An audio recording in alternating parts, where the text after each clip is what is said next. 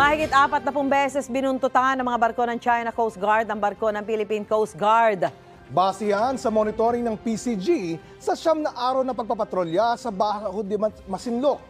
Bagamat may insidente ng harassment sa Baho de Masinloc, payapa naman daw ang latest resupply mission sa Ayungin Shoal. May unang balita si June Veneracion.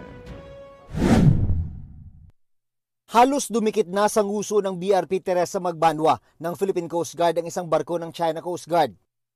Sa isa pang video, tila walang galawan ang dalawang barko at naghihintayan kung sino ang unang gagalaw palayo.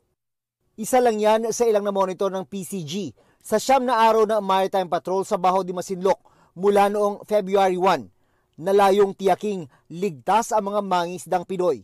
Pero sa mahigit isang linggong pagbabantay roon, mahigit 40 beses daw sinundan ng ating barko ng 4 na China Coast Guard vessels na 3105, 3302, 3063 at 3064. 4 na beses din daw na nagsagawa ang mga barko ng China ng mapangarib na pagmaniobra at pagharang sa barko ng PCG. Pinakamalapit na distansya raw ay mahigit 170 meters.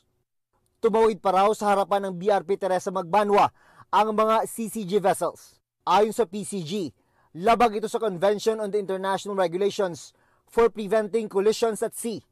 Nagradyo naman daw ang PCG vessels sa mga barko ng China para iparating na naaayon sa international law ang pagpunta doon ng ating barko. Wala pang bagong pahayag ang China kaugnay nito.